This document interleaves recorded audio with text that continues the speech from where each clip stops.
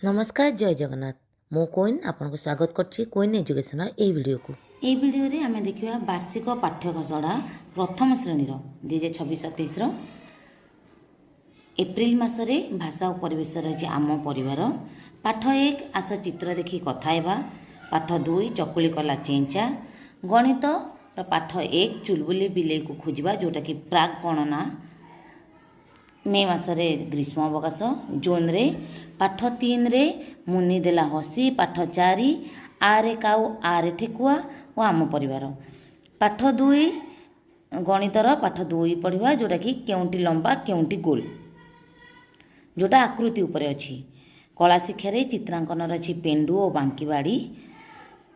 ତାପରେ ଅଛି ଚଟାଣ ଉପରେ ଫୁଲ ଦ୍ୱାରା ବିଭିନ୍ନ ଆକୃତି ତିଆରି କରିବା। ସ୍ୱାସ୍ଥ୍ୟ ଓ ଶାରୀରିକ ଶିକ୍ଷା। ସ୍ୱାସ୍ଥ୍ୟ ଶିକ୍ଷାରେ ଅଛି ବିଭିନ୍ନ ପ୍ରକାର ସ୍ଥାନୀୟ ଖାଦ୍ୟ ବିଷୟରେ ଧାରଣା, ସୁସ୍ଥ ରହିବା ପାଇଁ ପ୍ରয়োଜନୀୟ ଖାଦ୍ୟ। ଜୁଲାଇ ମାସର ଭାଷା ଓ ପରିବେଶରେ ପାଠ 5 ଆସ ଚିତ୍ର ଦେଖି କଥା ହେବା। ପାଠ 6 ବଡ଼ କିଏ। ପାଠ 7 ଚଟିଆ। ଗଣିତ ପାଠ 3 ଆମ୍ବ ଭୋଜି। ପାଠ 4 ଆସ 10 ତିଆରି କରିବା ଯେଉଁଟାକି 10ରୁ 20 ପର୍ଯ୍ୟନ୍ତ ସଂଖ୍ୟା ଆଉ ଆମ୍ବ ଭୋଜିଟା 1ରୁ 9। ଚିତ୍ରାଙ୍କନ ଯେଉଁଟା କଳା ଶିକ୍ଷାରେ ଆମର ଅଛି ଚିତ୍ରାଙ୍କନ। ବିନ୍ଦୁ ଯୋଡ଼ି ଚିତ୍ର କାଟିବା କ'ଣ କ'ଣ ଅଛି କୁମ୍ଭ ପନିକି ଦା ଏମିତି ଆହୁରି କିଛି ବି ଆମେ କରିପାରିବା।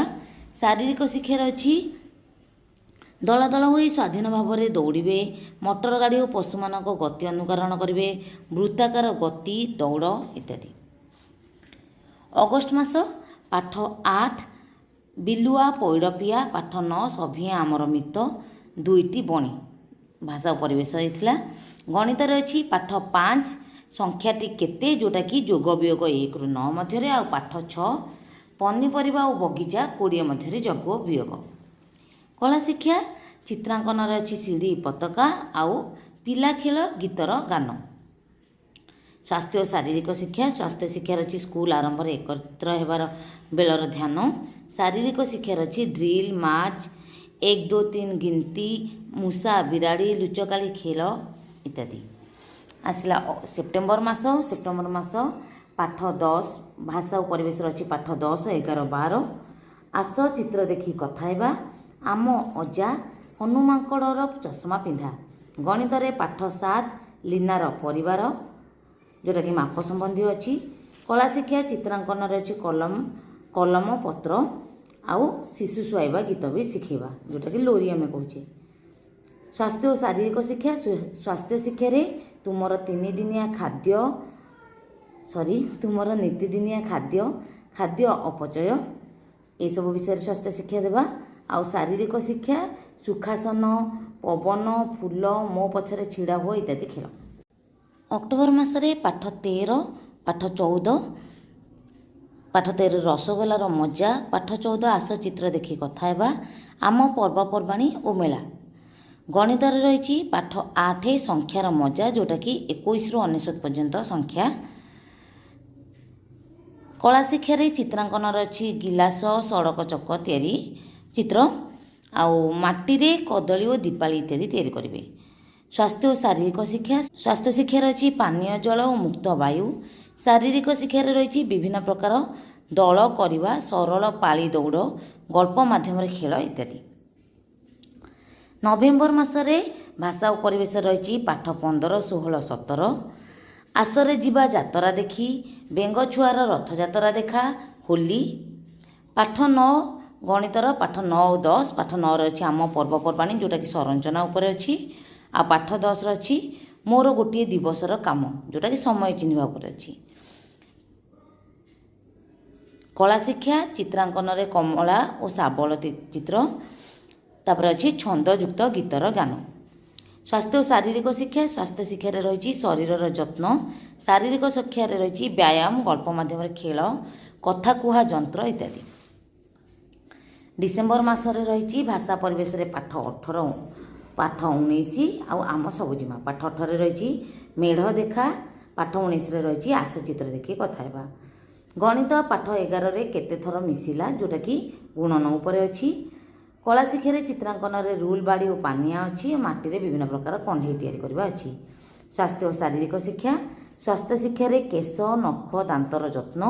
ଶାରୀରିକ ଶିକ୍ଷା ଗଳ୍ପ ମାଧ୍ୟମରେ ଖେଳ ଯେମିତିକି ଜେଜେବାପା ଏସବୁ ଏମିତି ଗପ କହିକି ଖେଳିବା। ଜାନୁଆରୀ ମାସ ପାଠ 20 ପାଠ 21 ଭାଷା ଓ ପରିବେଶରେ ପାଠ 20ରେ ଅଛି ହାତୀ ଓ କୁନି କାଉ, ପାଠ 21ରେ ଅଛି ଉପହାର। ଗଣିତରେ ପାଠ 12 ପାଠ 13 ଆସ କିଣାବିକା କରିବା ଯେଉଁଟାକି ଟଙ୍କା ଉପରେ ଅଛି ଏବଂ ପାଠ 13 ବା ଏତେ ଗୁଡ଼ିଏ ଖେଳନା ତଥ୍ୟ ପରିଚାଳନା ଉପରେ ଅଛି।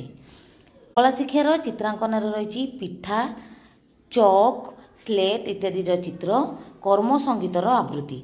ଶାରୀରିକ ସ୍ୱାସ୍ଥ୍ୟ ଓ ଶାରୀରିକ ଶିକ୍ଷାରେ ସ୍ୱାସ୍ଥ୍ୟ ଶିକ୍ଷାରେ ରହିଛି ଆଖି, ନାକ ଏବଂ ଚର୍ମର ଯତ୍ନ। ଶାରୀରିକ ଶିକ୍ଷାରେ ରହିଛି ବଜ୍ରାସନ, ଆଥଲେଟିକ୍, ଦୌଡ଼ କୁଦ ଇତ୍ୟାଦି। ଆଥଲେଟିକ୍ରେ ଯେଉଁଟା ଦୌଡ଼ କୁଦ ଯାଉଛି।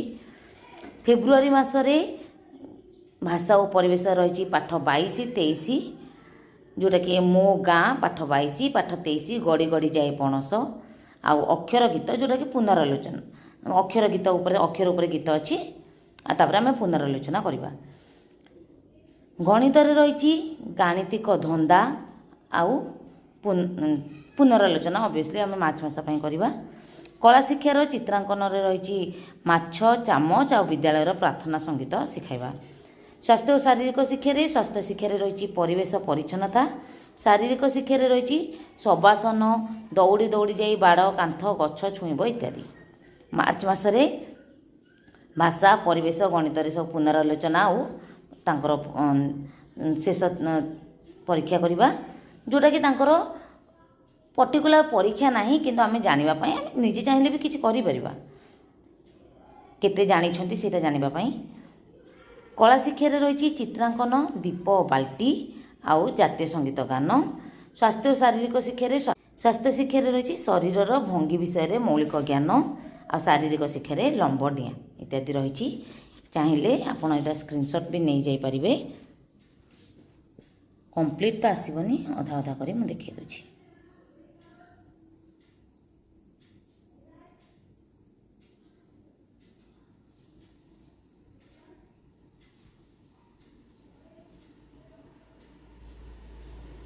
ଭିଡ଼ିଓଟି ଭଲ ଲାଗିଥିଲେ ଲାଇକ୍ କରିବେ ଏବଂ ଅନ୍ୟମାନଙ୍କୁ ସେୟାର କରିବେ। କିଛି ଭୁଲ ରହିଯାଇଥିଲେ ସେଥିପାଇଁ କମେଣ୍ଟ ମଧ୍ୟ କରିପାରିବେ, ଠିକ୍ ରହିଥିଲେ ମଧ୍ୟ ଖୁସିରେ କମେଣ୍ଟ କରିପାରିବେ